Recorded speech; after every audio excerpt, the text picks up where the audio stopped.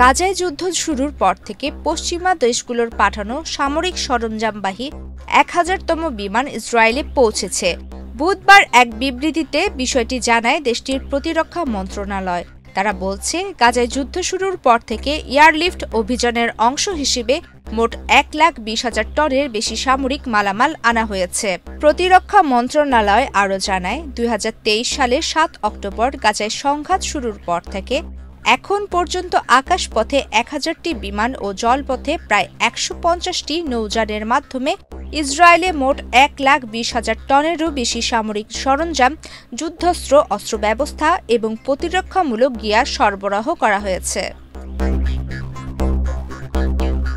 বুধবার সামরিক সরঞ্জাম বহনকারী 1000তম বিমানটিকে গ্রহণ করেন প্রতিরক্ষা মন্ত্রণালয়ের মহাপরিচালক মেজর জেনারেল আমির।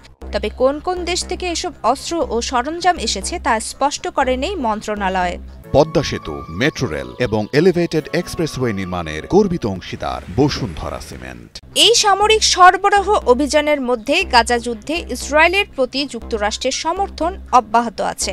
গত অক্টোবরের ওয়াশিংটন ভিত্তিক কুইন্সি ইনস্টিটিউট ফর রেসপন্সিবল স্টেটক্রাফটের একটি প্রতিবেদনে বলা হয়েছে, গত 2 বছরে গাজায় সংঘাত শুরু হওয়ার পর থেকে মার্কিন যুক্তরাষ্ট্র ইসরায়েলকে কমপক্ষে 21.7 বিলিয়ন সামরিক সহায়তা দিয়েছে।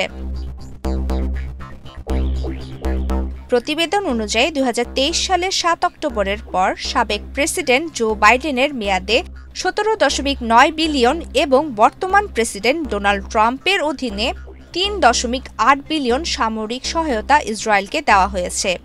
এই সহায়তার কিছু অংশ ইতিমধ্যে সরবরাহ করা হয়েছে এবং বাকিটা আগামী বছরগুলোতে পৌঁছাবে। প্রতিবেদনে আরও বলা হয়েছে, যুক্তরাষ্ট্রের সমর্থন ছাড়া ইসরায়েল গাজায় তাদের সামরিক অভিযান চালিয়ে যেতে সক্ষম হতো না। ইসরায়েলে যখন সামরিক সরবরাহের এ ধারা অব্যাহত রয়েছে, তখন কিছু পশ্চিমা সরকার ইসরায়েলের সামরিক কর্মকাণ্ডের সমালোচনা করেছে এবং অস্ত্র রপ্তানির উপর নিষেধাজ্ঞা বা সীমাবদ্ধতা আরোপ করেছে।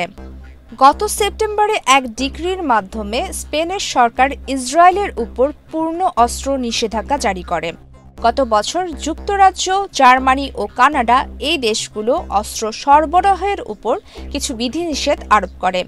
তবে গত 17 নভেম্বর জার্মান সরকার জানিয়েছে, তারা ইসরায়েলের কাছে কিছু অস্ত্র বিক্রি স্থগিত রাখার আদেশ আগামী সপ্তাহ থেকে প্রত্যাহার করবে।